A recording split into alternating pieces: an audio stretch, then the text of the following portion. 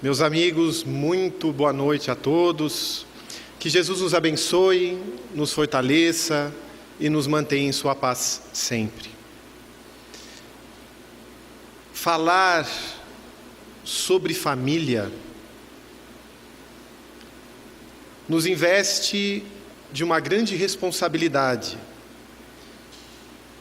Poderíamos trabalhar esse tema sob vários ângulos, mas sempre revestida cada face estudada com essa responsabilidade, porque constitui-se a família na célula básica, na célula mãe da sociedade terrena. Quando observamos o mundo como está hoje, com os seus pontos positivos, com os seus lados a desenvolver, difíceis, não poderemos esquecer que os elementos que compõem essa humanidade terrena originou-se de uma família, de um relacionamento equilibrado ou não, mas que, de uma forma ou de outra, deu uma base de vivência, de direcionamento ético, moral, para cada um, mundo afora. E sob a égide espírita, amplia-nos ainda mais a visão sob a instituição família. Porque Allan Kardec, na questão 775 de O Livro dos Espíritos, indaga aos imortais sobre o que seria da nossa sociedade se os laços de família fossem afrouxados, se houvesse um relaxamento dos laços de família.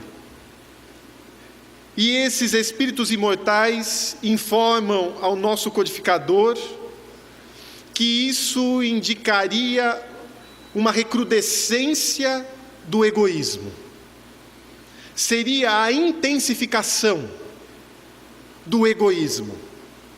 Então, relaxamos com a família, com os vínculos afetivos familiares, fortalecemos egoísmo. Egoísmo, o sistema do eu. Mas por quê? Ao relaxarmos essa ideia familiar, fortaleceríamos o sistema onde pensamos somente em nós, vivemos por nós e para nós. Porque a partir do momento em que estamos com uma pessoa em nível de relacionamento, já não gozamos de uma liberdade restrita, questão de O Livro dos Espíritos. Somente o eremita no deserto teria essa liberdade. A partir do momento em que temos uma pessoa conosco, já não poderemos mais fazer as coisas simplesmente como nós desejamos. Em termos de responsabilidade, conviver com alguém, ladear uma existência com outro coração, já nos investe de responsabilidades amplas. Porque não somos somente nós agora. Temos alguém para dialogar, para nos escutar, uma pessoa que se preocupa conosco, que desejará saber o que se passa em nosso íntimo e as nossas decisões que gerarão efeitos, reflexos, também a influenciará, de tal modo que as minhas escolhas refletirão não somente agora em mim, mas aqueles que convivem comigo, num ambiente onde muitas vezes agora eu retiro máscaras e entre quatro paredes me apresento da forma como efetivamente sou. Esse processo é justamente o oposto ao egoísmo. Se buscarmos no Evangelho segundo o Espiritismo, capítulo 11, lá pelo item 8, o Espírito Lázaro falando que quando nós, lá nos tempos primitivos, passamos a nos desenvolver, buscávamos simplesmente as manifestações instintivas. Posteriormente, as sensações. Com o passar dos séculos e milênios, desenvolvemos sentimentos. E o ponto alto do sentimento, amor. E nessa escalada dos instintos para o amor, nesse processo de evolução, não conseguiríamos completá-lo sozinhos. Precisamos nos relacionar para crescer.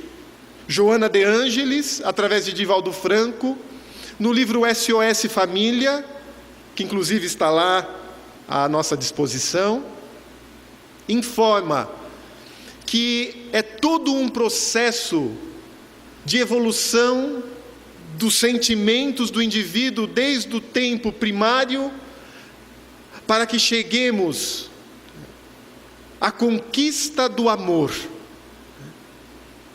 Processo lento, processo demorado, mas que somente através da família, numa relação monogâmica, é que conquistaremos isso. Nos períodos instintivos, simplesmente dávamos vazão às manifestações do instinto de reprodução. Posteriormente, às sensações do ato reprodutor. Para chegarmos aos primórdios do sentir. De ter alguém ao nosso lado que possa nos ouvir, possa compartilhar de dores, do sentimento de perda, quando alguém do nosso clã partia para as regiões do mais além. E nesse processo gradual, com o incremento da responsabilidade que vai atingindo o indivíduo, quando ele avança, lá estamos falando nos idos de 200 mil anos atrás, o homem de Neandertal, onde vai tendo esse rudimento de civilização, de progresso, começamos a nortear, a nos reunirmos, pouco a pouco, nesses clãs que vão tendendo à monogamia. A monogamia é evolução. Mas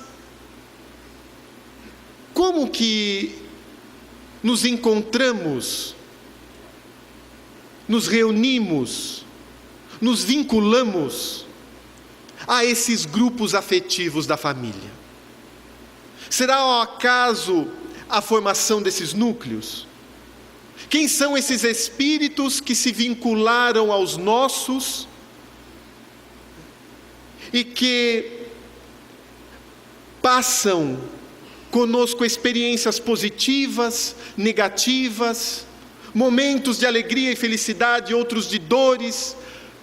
Qual a razão desses espíritos serem atraídos nesse grupo, nessa instituição família? E interessante a sabedoria divina, que nos propõe amarmos-nos uns aos outros. Deus, nosso Pai, sabedor do nosso processo de evolução ainda apequenado, reconhecia que não conseguiríamos ampliar essas visões do amor para toda a humanidade. E nos deu esse laboratório, esse cadinho depurador, família, para que com 2, 3, 4, 5, 7 pessoas fizéssemos experiências, aprendizados, e desafiando-nos nos momentos de convivência, crescêssemos espiritualmente. Somente com alguém é que conseguimos avançar.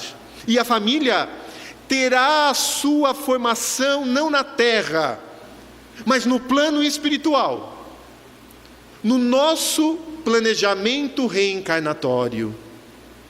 Quando lemos nas páginas do Evangelho segundo o Espiritismo, lá pelo capítulo 14, Santo Agostinho, afirmando de que quando o espírito sai do corpo, deixa a terra, avança ao mundo espiritual, mas guardando ainda suas mazelas, que sofre suas dores, que ainda continua com seus rancores, com seus ressentimentos, mas que de tanto sofrer é chegado o momento em que deseja um basta nesse processo e quer a redenção, e finalmente vê como sublime oportunidade de crescimento a volta ao lar terrestre, na família daquele que com ele no passado delinquiu, com aqueles corações que teve ele dificuldades. Percebemos que no nosso planejamento é analisado vibrações que sentimos, corações com quem nos vinculamos, dificuldades que temos com este espírito, com aquele, o que originou isso, quais as vibrações que temos ainda e o que precisamos fazer para crescer. Espíritos responsáveis que somos, e somos responsáveis porque estamos procurando os dons espirituais. Estamos aqui hoje querendo conhecer mais sobre o espírito, sobre a família, sobre o relacionamento. Espíritos nesta condição de responsabilidade, na espiritualidade, estudam profundamente o passado para acertar no futuro. Em O Livro dos Espíritos, a espiritualidade responde a Kardec que no período entre reencarnações, no período da erraticidade, o espírito estuda seu passado. Estudamos esse nosso passado, analisando como se fosse um raio-x fluídico, o que vibra em nós. Recordo-me da mãe de Lísias, no livro Nosso Lar,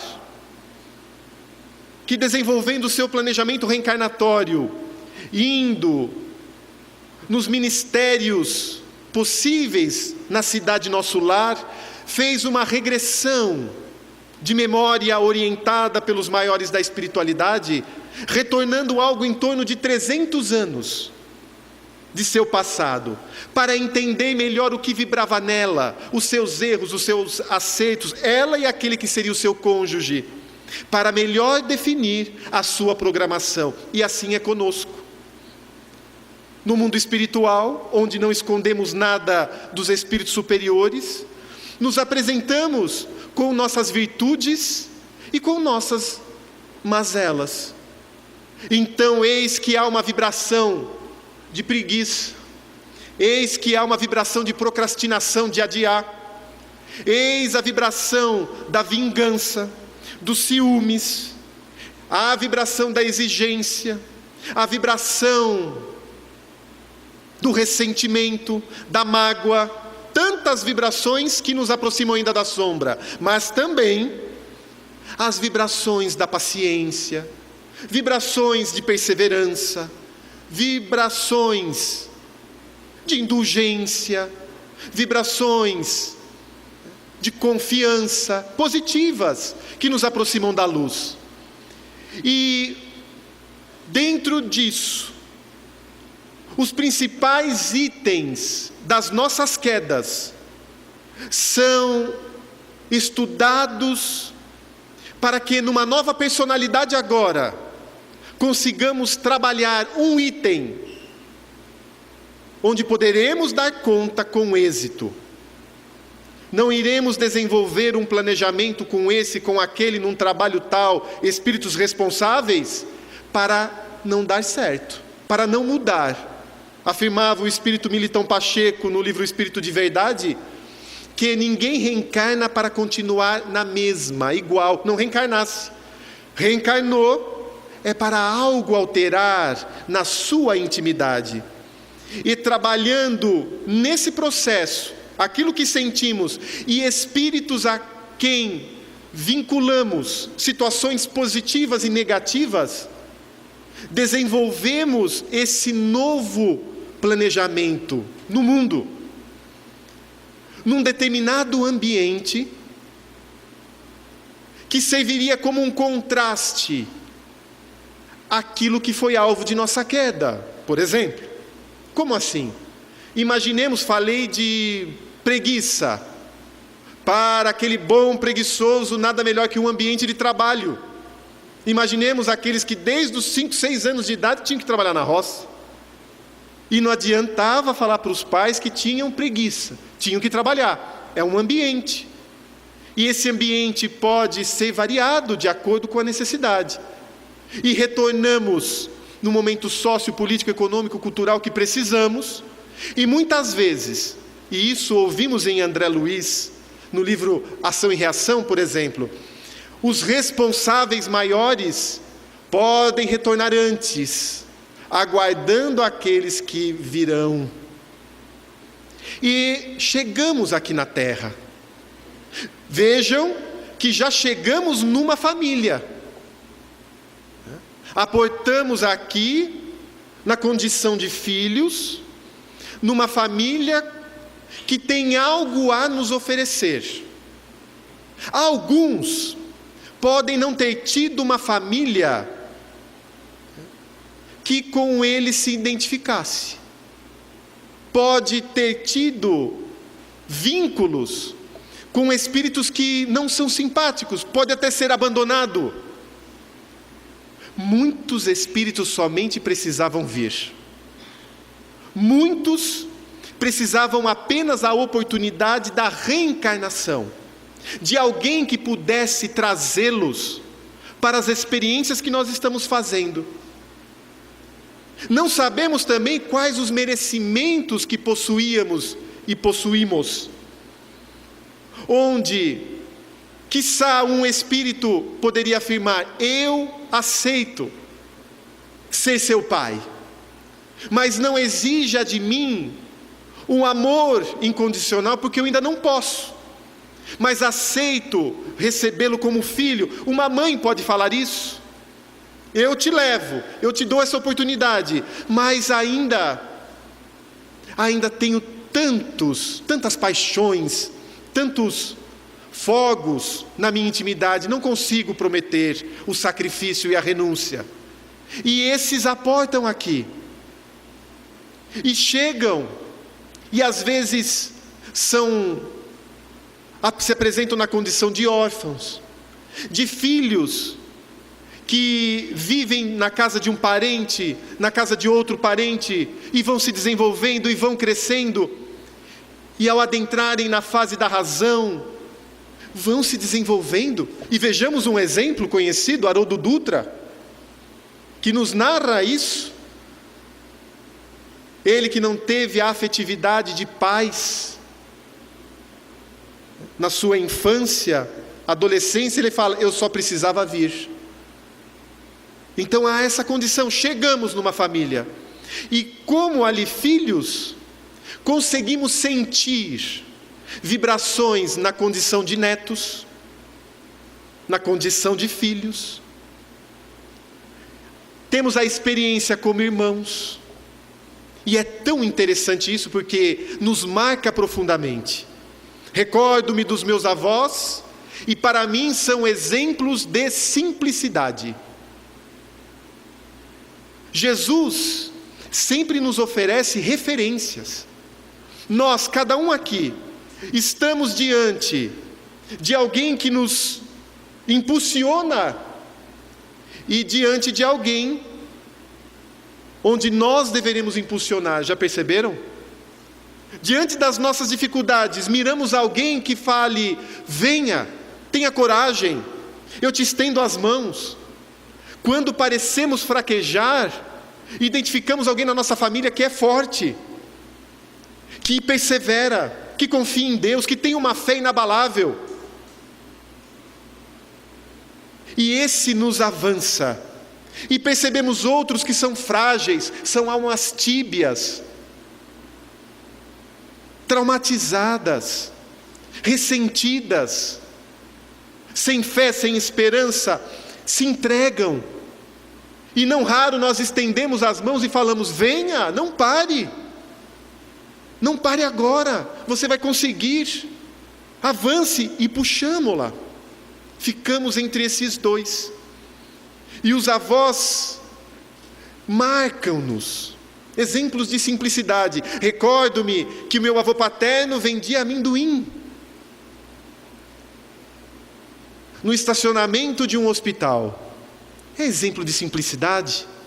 Meu outro avô trabalhava na roça, de sol a sol, trabalhou no dia em que desencarnou por um infarto, aos quase 80 anos, desde os 5 trabalhando. E quantas vezes não me deparo com preguiça? Mas hoje estava tão bom para ficar parado, tranquilo, sem nenhuma ligação, sem nenhum aborrecimento.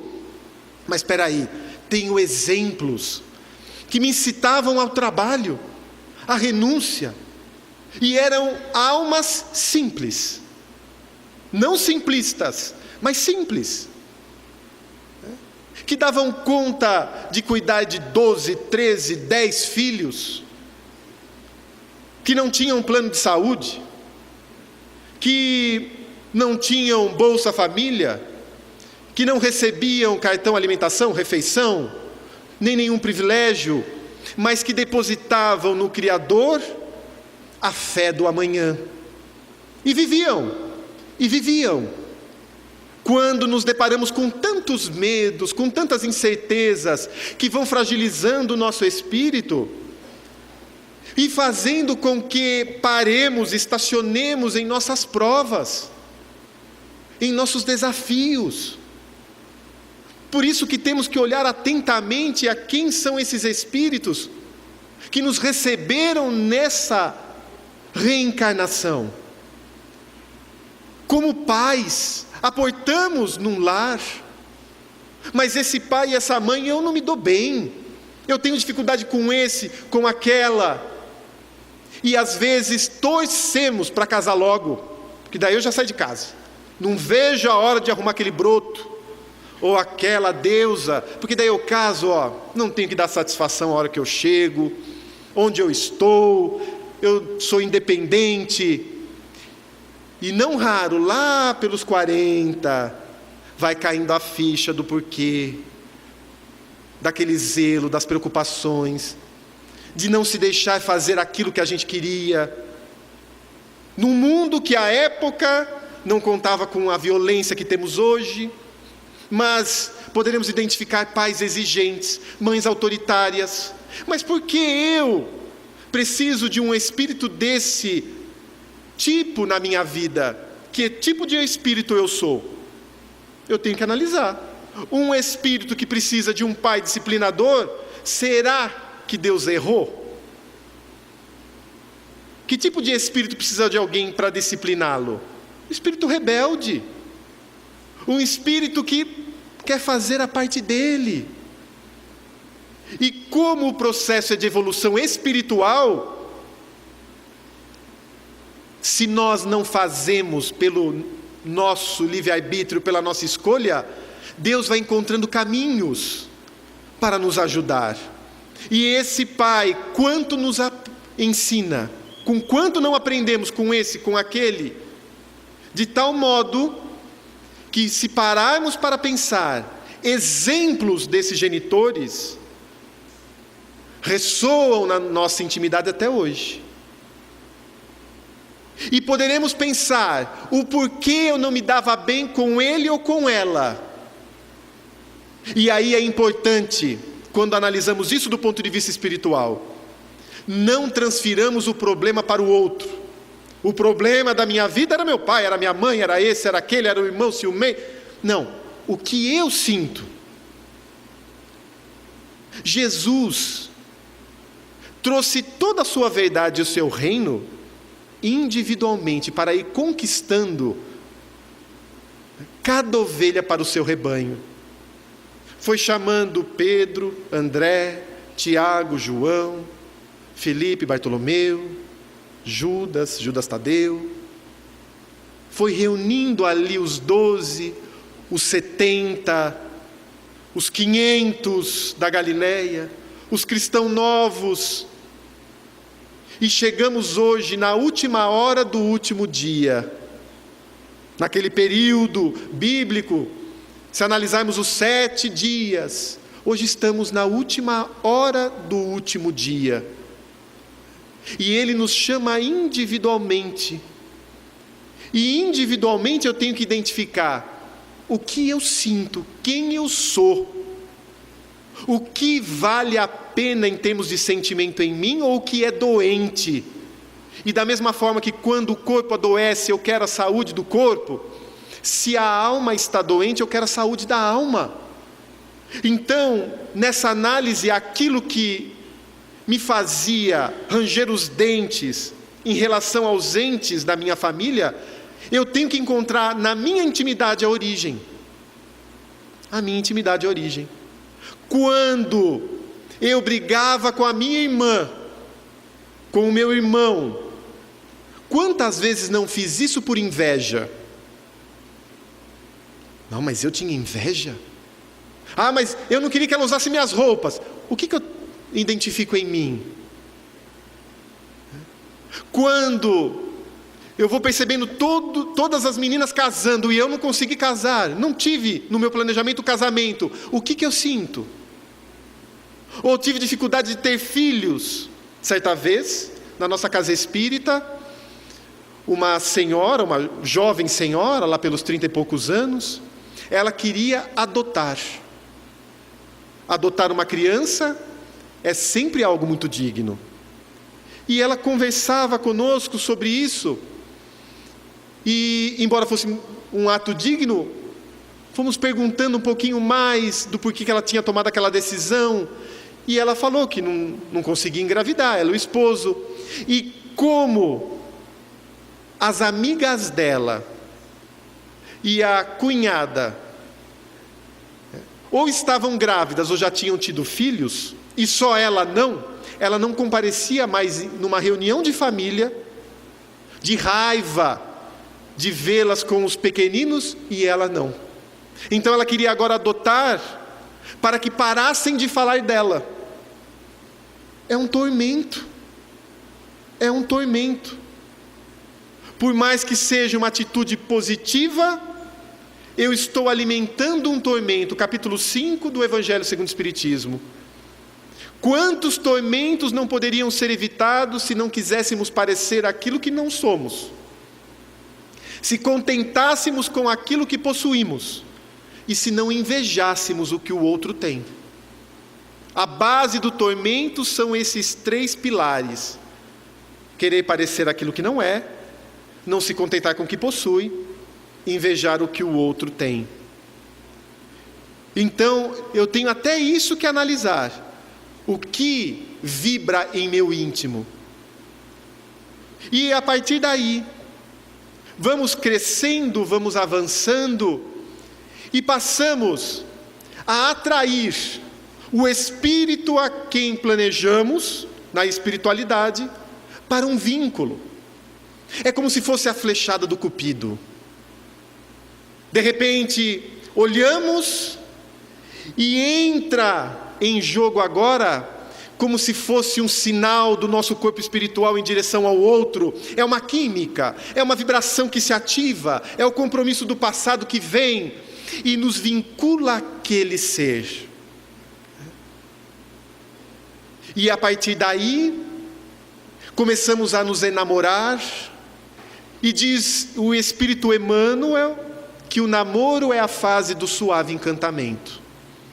Nós ficamos meio bobos, né? Ficamos meio encantados, E ele fala que assim tem que ser, por um lado, porque é essa química entrando em jogo, onde muitas vezes não conseguimos nem enxergar os reais defeitos do outro, mas queremos estar junto dele.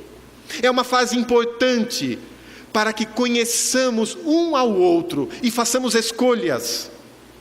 Quantas más escolhas não acarretam nos chamados casamentos acidentais, movidos estes por paixões e perturbações. Os acidentais, como o nome diz, acidente de percurso, esses não são planejados. Olha, mas esse rapaz é um bom partido, tem uma conta bancária, foi planejado? Não, interesse pessoal. E quantas vezes fazemos essa escolha por aquilo que perturba em mim, e quais as consequências?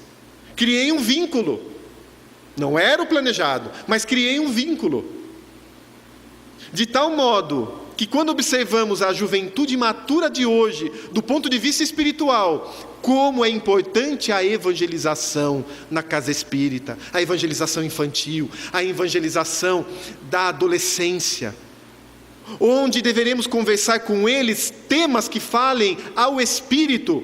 Por isso que eles ficam, porque se quisermos somente transformar a aula da evangelização numa discoteca, em algo atrativo para eles, mas o jovem não vai ficar se não tiver algo agitado. Fale ao espírito, traga o estudo de amizades perigosas de Joana de Ângeles, fale sobre as amizades perigosas, o que está por trás dos vínculos que se cria no colégio, em casa, quais os interesses desses grupinhos, de ser aceito, quais as consequências para o espírito, a partir daí, e quanto esse jovem não se conscientiza para a vida, quanto que ele não cresce em maturidade espiritual. E aí vamos percebendo então que, avançando dentro do planejado, nos vinculamos a um espírito. E a partir daí, via de regra, quando somente degustamos do mesmo quilo de sal juntos, com o passar do tempo, é que vamos conhecendo efetivamente quem está do nosso lado. Aqueles que numa paixão, no fogo da paixão se casam, vão se conhecer ao longo do casamento. E isso pode ser positivo, pode dar certo, pode ter suas dificuldades maiores. Mas vamos conhecendo o outro na convivência. A paixão, ela fala muito alto num primeiro momento, mas ela não perdura. É o fogo num palheiro que sobe e logo depois vai arrefecendo, vai diminuindo. Enquanto que vai diminuindo a paixão, temos que ir crescendo com o sentimento, com a cumplicidade. E somente os anos de convivência que vão dando isso. E me estranha ouvir muitos casais falando: eu estou pensando em me separar. Por quê? Porque viramos amigos. Ora, se Jesus falava, já não vos tenho chamado servos, porque o servo não sabe o que faz o seu senhor, tenho-vos chamado amigos, porque tudo aquilo que ouvi do Pai vos tenho revelados. Amigo é a maior designação que poderemos dar. Em outro momento Jesus falará: o verdadeiro amigo é aquele que dá a sua vida pela vida de um amigo. Daremos a nossa existência física por aquele que está do nosso lado? Se tivermos um companheiro que faz isso, quem não quer ser amigo? Uma renúncia a esse ponto. Então, nos espanta, porque essa amizade vai sendo criada. Mas mesmo no casal espírita, é óbvio que enfrentaremos dificuldades, porque a mesma Joana de Ângeles, no livro SOS Família, falará que os espíritos, e isso corrobora-se também no Evangelho segundo o Espiritismo, os espíritos em dificuldades, às vezes gigantescas do passado, somente na instituição família se reharmonizarão. Então, aquele que está junto comigo, o clã familiar, nele identificaremos espíritos que conosco delinquiram no passado, que falharam, que traímos, ou que nos traíram, dificuldades enormes, e outros também que nos impulsionaram, sempre a referência do bem, outros que temos afinidades, mas para o vício. Me dou tão bem com esse filho, a gente não sai do bar junto. Espíritos afins, mas no vício. Temos que conduzir isso para o quê? Me dou tão bem com esse espírito, no trabalho da nossa evangelização, do nosso crescimento, né? E aí vamos nessa convivência, com o passar do tempo, identificando essas dificuldades.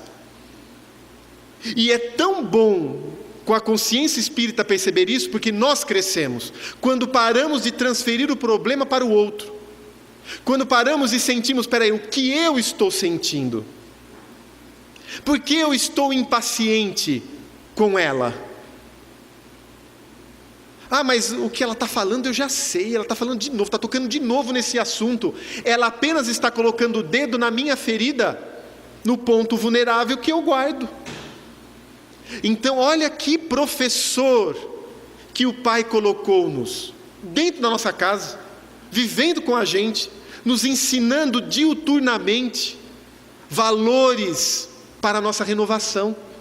É o que Neio Lúcio falará no livro Jesus no Lar, da caridade desconhecida, aquela que a gente vai fazendo na renúncia do dia a dia, sem testemunhas, aquela que ninguém aplaude, aquela que ninguém faz uma boa observação, porque nós sabemos, mas é no silêncio. Renunciar às vezes à nossa vontade para o benefício geral, querer dar uma lição de moral, mas silenciar. Mas por que eu vou falar isso? E não significa falar assim, ó, tá vendo? Eu vou no centro, eu conheço tão espiritismo, é a construção que ele tem, né? Ainda é um espírito atrasado, ainda está com a mente lá na Idade Média, não vou falar nada porque ele é um espírito muito primitivo. Não é assim. Espera aí, se eu percebo que o meu cônjuge traz dificuldades, o que eu devo a ele? Jesus era o maior devedor. Devedor do quê? Devedor de indulgência. Ele devia indulgência porque ele sabia demais. Ele amava muito e ele percebia-nos com tanta ignorância, que quando falávamos algo ou fazíamos algo, ele nos devia o que? A misericórdia. Ele nos devia a compaixão. Ele nos devia o perdão. Tanto que na cruz tem a oportunidade de afirmar, Pai, perdoa-os, não sabe o que fazem. Ele se sentia devedor nosso dessas qualidades espirituais. E quantas vezes não pararemos para pensar, peraí, o que eu devo a ele nesse momento? O que eu devo? Eu devo o silêncio, eu devo a renúncia da minha vontade, do meu prazer, eu devo a renúncia do meu ponto de vista, às vezes, só para não criar um conflito. Não significa, no entanto, não dialogar. Joana de Ângeles, novamente, no mesmo livro SOS Família, fala que um dos sinalizadores de que a relação merece ser repensada é a falta de vontade de conversar com o outro. É de pensar o que vai falar com o outro, melhor eu pegar o meu jornal, melhor assistir a minha novela. Não querer conviver, estar no carro voltando para casa e falar, nossa, vou voltar para casa agora, encontrar com ele, com ela, são sinalizadores, não para que se abandone o lar, ela afirma, mas para que eu pense o porquê eu estou sentindo isso. Olha como que constrói. Espera aí, por que eu estou sentindo a minha relação com ela de forma monótona? Por quê? Para mim, o que é? Eu quero estar agitado. Às vezes eu estou com a cabeça onde? Na paixão, na disco da década de 70. Eu quero ir para o bar, para o barzinho. E, espera um pouquinho, e a responsabilidade espiritual com aquele coração? Ah, mas ela me exige uma maturidade que eu não quero ter. Ah, que tipo de liberdade você quer ter? A liberdade com Jesus nos permite tudo. A liberdade do mundo, qual a consequência? Então eu tenho que repensar, peraí, por que eu estou sentindo isso? Quantas dificuldades, dores, brigas não conseguiríamos cessar se eu parasse? Espera um pouquinho, por que eu estou com ciúmes dela? Por que eu estou com ciúmes?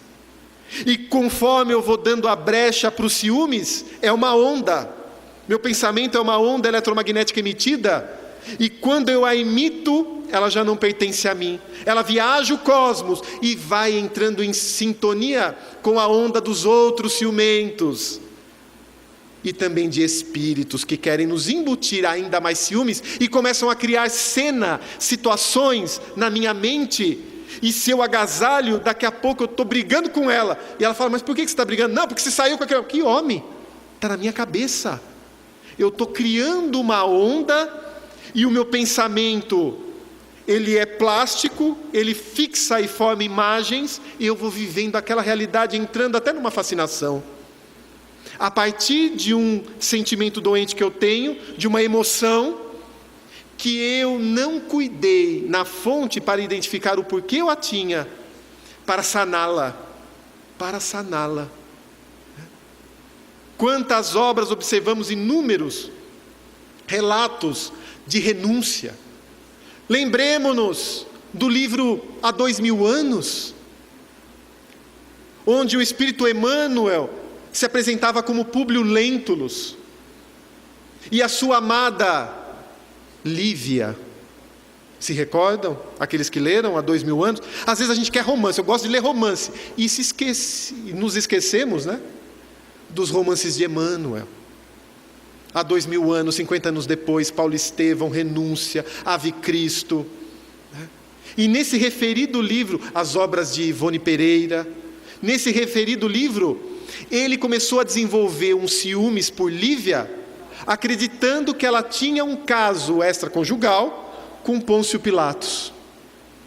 E aquilo começou a martelar na cabeça dele, ele começou a ver provas onde não existia, e relegou a sua esposa Lívia ao abandono dentro do lar.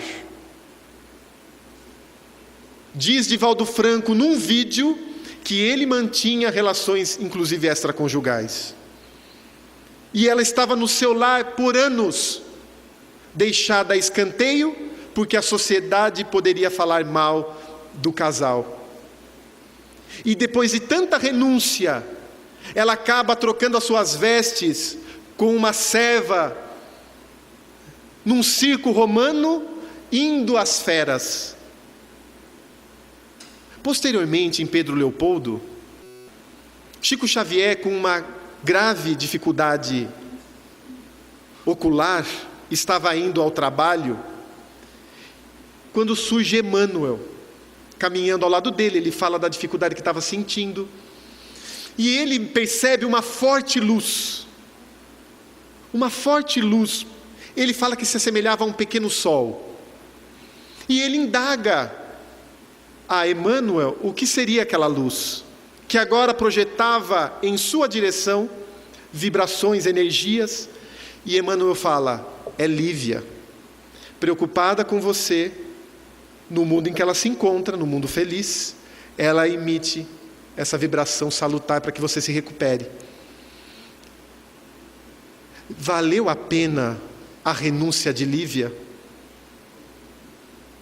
Valeu a pena os ciúmes de Emmanuel à época de Públio Lentulus? Os milênios foram ensinando ele, ela foi conquistando. Então, quando percebemos isso em nós, como será importante o quê? Espera aí, por que eu estou sentindo isso? Não vou agasalhar esse pensamento. E a partir daí, a gente vai trabalhando dentro do lar as oportunidades do perdão. Ser indulgente com o companheiro que está conosco, que tem falhas como nós temos, que tem dificuldades, mas não nos permitamos dormir sem o reajuste. Depois que eu coloquei isso na cabeça, que eu ouvi também, é tão difícil você ir dormir sabendo que não está muito bem o negócio, que às vezes acontece. Às vezes, uma análise mais acalorada de uma situação que não ficou bem resolvida, e a gente sabe, mas não está 100%. Aproveita para reconciliar-te com os teus adversários enquanto estás a caminho com ele. Como é importante chamar a pessoa, o ente querido, e falar: vamos conversar? O que eu falei para você foi sem querer. Ou o que eu falei foi de propósito, mas eu me arrependi. Você me desculpa? Vou tentar reajustar, vou tentar reorganizar. Desculpe-me.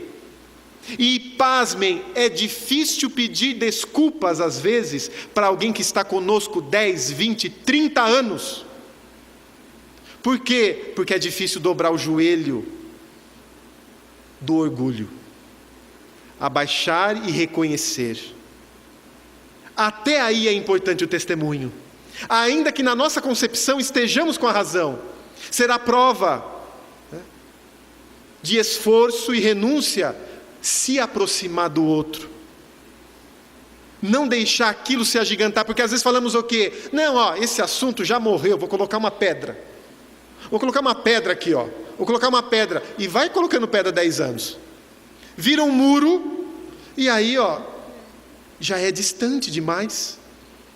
Não dá mais tempo. Esfria, e o amor precisa, como uma planta, dos estímulos solares.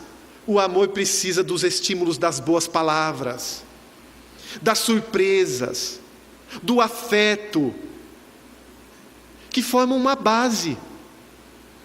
A palavra leva todo o magnetismo nosso. Como tem sido a minha palavra em casa? Enquanto houver gritos em casa, não existirá na terra um mundo feliz. Enquanto alguém sai aos berros, querendo impor a sua vontade, não teremos um mundo de regeneração, porque ainda não regeneramos nossos sentimentos. E chegar para o outro e falar: como você é importante para mim. Valorizar a pessoa que está conosco. Agradecer quando recebemos algo. Sermos gratos, a gratidão de ter um espírito, ainda que com as suas dificuldades, ao nosso lado. Ao nosso lado. A partir daí, vamos percebendo que, com o nosso avanço, a espiritualidade, confiando em nós, envia espíritos para a terra. É a confiança que Deus coloca nas nossas mãos o envio de um filho dele, para que, chegando aqui, consigamos trabalhar essa pedra bruta, transformando-a em pedra preciosa, devolvendo-a depois, melhorada, portanto. Que são os filhos, a responsabilidade dos filhos. Mas antes de serem simplesmente filhos, são espíritos. E de onde vêm os espíritos que estão na nossa família? Na condição de filhos, de netos, de sobrinhos. Joana de Ângeles, no livro Constelação Familiar, falará da importância dos tios na formação do espírito. Que a gente fala assim: mas é tio, né? Tio tudo pode. Tio? Que tipo de influência o tio exerce? Os avós, os vizinhos. Os vizinhos. Quantas pessoas não chegam no nosso núcleo familiar, não na família consanguínea agora, mas que têm vínculos espirituais, a família espiritual. Quantos de repente não saem do interior e aportam sem conhecer uma nova família e vão morar nos fundos de uma casa por 30, 40 anos, e são mais parentes agora desse novo lar do que do lar original? Que vínculos atraíram esse espírito para essa região? A assistente do lar que possuímos vínculos espirituais? O caseiro que faz parte da nossa família há 20 anos, tem vínculos espirituais, e a família espiritual? Não sabemos de onde vem esse espírito. Não sabemos os nossos vínculos espirituais com ele. E diz Santo Agostinho, para que desde o berço, no referido capítulo 14, observemos esse espírito e as suas tendências, positivas e negativas, para irmos trabalhando como espírito. No livro Missionários da Luz, capítulo 12 e 13, André Luiz vai tratar da reencarnação de Segismundo. No capítulo 12, a preparação da reencarnação. Quando um espírito de alta envergadura chega para Alexandre, espírito instrutor, falando: se recorda de Segismundo a que tanto devemos? É sabedor que ele caiu feio na última experiência. Ele se apaixonara por uma mulher casada, Raquel. Só que viu em Adelino agora um opositor, e foi às vias de fato e assassinou Adelino para ficar com Raquel. Na verdade, ele desestruturou a vida de Raquel, que, caindo em viciações terríveis, teve uma vida onde perdeu a reencarnação. Se reencontram no mundo espiritual, replanejam a volta, antecipa-se, nesse caso, Adelino e Raquel, e agora Segismundo deve voltar. E eles vão prestar essa assessoria à reencarnação de Segismundo. E percebem esse espírito extremamente abalado na possibilidade de voltar para o lar onde ele tinha um grande desafeto, Adelino. E somente pelo fato de ele circular pela casa como espírito, a vibração de Adelino já era diferente. Às vezes a gente não imagina, né? Quais os espíritos que estão ali vinculados à nossa casa. Às vezes a gente acha, a partir do momento em que nasceu, é que está completo.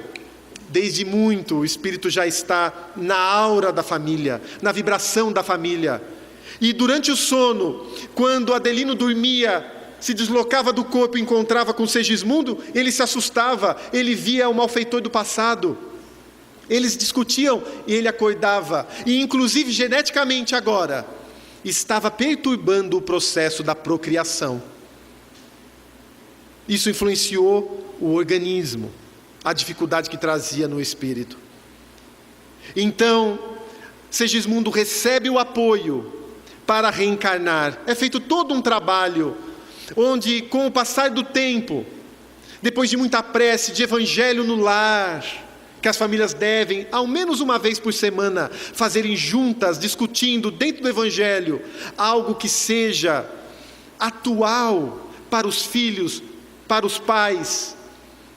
Eles promoveram o reencontro de Segismundo com Adelino, onde Segismundo pede desculpas novamente pelo passado. E como que cascas de vibração são eliminadas, e a partir dali o processo avança. Mas a gente fica agora refletindo, como seria o relacionamento de Adelino, Raquel e Segismundo como filho? André Luiz conta histórias de todos nós. Nós nos observamos, nós nos enxergamos na obra de André Luiz. Não é um acaso que ele traz aquilo. Será que Segismundo criança, jovem, encontraria em Adelino somente aquele pai amigo, amoroso, ou de repente poderia ter aquela aversão? Porque o passado fala alto em nós.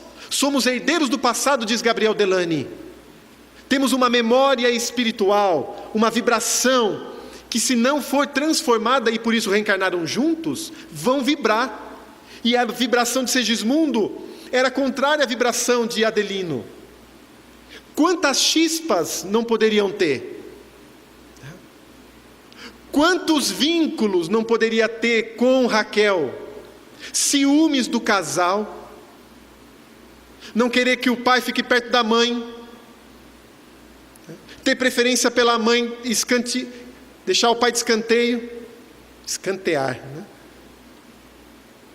E aí, se não tivermos essa visão da reencarnação, às vezes deixamos a criança de lado. Ele não gosta de mim, esse daí é com ela, ó. Vai lá, resolve com sua mãe. Nem parece filho meu. Peraí, por que esse espírito está comigo? E ter até o bom senso de falar: eu tenho dificuldade com esse filho, eu tenho dificuldade com essa menina. Allan Kardec vai trabalhar estas questões em O Livro dos Espíritos, 379 seguintes, as perguntas. Na 383 ele fala da importância da fase infantil para o espírito. E os espíritos respondem que é nessa fase que o espírito está mais flexível, maleável, para receber a influência daqueles que têm a responsabilidade de educá-lo. E Emmanuel, no livro Consolador, afirmaria que a primeira escola é o lar, e os primeiros professores instrutores são os pais. E algo até em torno dos 7 anos é o período em que a criança está mais maleável a receber essas influências de seus genitores, formando ali o quê? Um caráter positivo, superior. E quando observamos o mundo, é o contrário disso.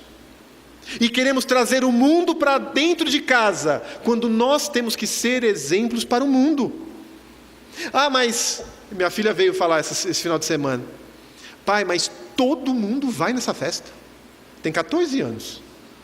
É uma festa, é de 13 a 17 anos só.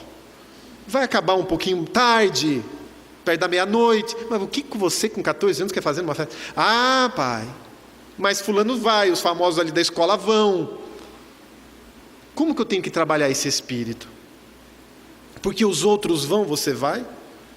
Mas todo mundo vai no carnaval. Porque todo mundo vai no carnaval. Então, para que a criança não vá no carnaval, a gente faz o carnaval espírita no centro. Ela não fica com vontade de ir no carnaval. Então faz dentro do centro, esquecendo-nos das vibrações espirituais na casa espírita, esquecendo-nos do ambiente da casa. Mas trazemos então o mundo. Mas e o clube? Daí a gente transforma o centro num clube. Então eu tenho que trabalhar aquele espírito. Espera aí, minha filha, né? Qual que é o objetivo? Está cedo. Essa festa, o que vai ter? Olha a droga como que está. Álcool, viciações. A gente não sabe mais quem que é o outro que está ali do seu lado. E se for, quem que vai levar? Quem que vai buscar? Não terceirizar. Tomar cuidado com isso, porque às vezes dá tanto sono. Poxa, mas de madrugada tem que buscar. Mas eu não sei se ela pode se tornar amiga dos pais dos outros. E como que é a formação espiritual do pai dos outros? É a que nós tentamos dar para o nosso filho? E se nós não conversamos com os nossos filhos, os outros conversam. E aí percebemos às vezes filhos que não falam com os pais. Meu pai é muito careta, meu pai é isso, meu pai é aquilo. Mas falam com os pais dos outros, porque a gente não sentou desde pequenos para falarmos com eles do ponto de vista espiritual, como espíritos, das suas necessidades espirituais. Então agora, ao sair da adolescência, diz Allan Kardec, quando o espírito recupera a sua bagagem espiritual e sua estrutura, aí ele vai mostrando as suas asas, quem é efetivamente. Mas se trabalharmos isso para o crescimento, quanto essa família não prosperará. Quando pensamos no tema, a família no plano de Deus, para esse estudo inicial, essa reflexão inicial, ficamos a indagar qual é o plano de Deus para a nossa família. É um plano divino, é um plano para que cresçamos, tem um objetivo de fazer com que evoluamos, que saiamos daqui com sentimentos melhores, que deixemos de lado tantas coisas que têm nos feito cair por milênios, por milênios. E agora a gente está tendo a oportunidade dentro do nosso lar de aprender com esse, com aquele. E imaginamos que o Espiritismo nos convida a saltos tão grandes. Imaginamos que precisamos montar asilos, lares, tais e quais. Às vezes o nosso trabalho para sermos completistas, nos dizeres de André Luiz, é completar a minha tarefa com a minha família. Seremos completistas? Mas é coisa de Chico, ser completista. Completista é completar o seu planejamento. Talvez o nosso planejamento seja, olha, acerta esse sentimento que tem te feito cair, e se reajusta com esses 3 espíritos. Você já prejudicou muito eles a você, agora tem que aceitar. Recordo-me, rapidamente, não com detalhes, no livro Ação e Reação, onde um casal veio se comprometendo por 1000 anos um com o outro. E André Luiz vai visitar esse casal do passado, que agora se apresentava como uma mãe e um filho anão, surdo e mudo, com dificuldade mental. E ele prestava aquela assessoria junto com Silas. E Silas não explicava o que aconteceu, até o momento em que Silas dá uma abertura para André Luiz Hilário e fala: esse casal, ao longo desses 1000 anos, um veio exacerbando as falhas do outro, com as paixões, com a riqueza, com a corrupção, com o crime. Esse praticava o crime, esse usufruía, e vice-versa, um incitava o outro. No plano espiritual, ela, a mulher, cansou de sofrer tanto e falou: eu quero me aceitar dessa vez, ainda que seja com muita luta. E ela retornou como mãe dele, que tem uma dívida maior. E agora, na condição de filho, ela vai se reajustando ao pegar o filho no colo, ao senti-lo, com todas as dificuldades. Ela não pode partir, por isso que estou dando essa assistência. E ele a abastecia. Ela estava com uma problemática pulmonar. Silas falava: ela não pode desencarnar já, ela tem que aproveitar a reencarnação. A reencarnação é valorosa, essa vida é valorosa. E ele foi buscar recursos da natureza, com espíritos específicos, para ajudar aquela mulher a permanecer no corpo. E ao analisar a mente daquele filho, o filho mentalmente ainda estava na personalidade do antigo malfeitor. Daí ele explica: só o tempo, mas aqui é o começo. E para que nós não precisemos do aguilhão da dor, aproveitemos as possibilidades de construir com amor. O amor, que embora seja o sentimento por excelência, conforme o referido capítulo 11, e que ainda não temos uma noção exata do que seja, pode apresentar no nosso dia a dia as suas migalhas. O bom dia da manhã, as pequenas gentilezas, pequena gentileza, surpreender com um café, com um elogio sincero, com um trabalho de gratidão, as pequenas gentilezas, passar por cima dos pequenos contratempos. Olha, eu não vou perder esse belo dia de sol por causa disso, deixa para lá. Pequeninos contratempos que às vezes, por sermos tão turrões, martelamos, vou passar por cima disso. E aí vamos valorizando esses pequeninos exercícios, para que sejamos depositários fiéis dos grandes empreendimentos para o Espírito, porque aquele que não for fiel no pouco, não conseguirá ser fiel no muito. Lembremos ainda os dizeres de Jesus para Joana de Cusa no livro Boa Nova: lembra, Joana, do material divino que o Pai deposita nas suas mãos, nesse casamento que possuis, nessa família que tens, o material divino de aprendizado que você tem, com as dificuldades que você encontra no seu marido, mas que vai te ensinando a amá-lo do jeito que é. As dificuldades da vida naturais, mas que vão te ensinando renúncia. E cresce sendo fiel até o fim. Que saiamos nessa noite aqui, que apenas mostra os princípios, os primórdios desse tema tão amplo que será tratado amanhã, o dia todo, fechando de forma ilustre pelo nosso amigo Ricardo no domingo, saiamos daqui refletindo qual o papel da minha família para a minha evolução espiritual. O que eu devo a cada um dos espíritos que se encontram no meu lar? Sou grato a Deus pelas possibilidades de ter a família que eu tenho? Que Jesus nos abençoe nessas reflexões. Muita paz a todos, até a próxima oportunidade. Pela presença, muito obrigado.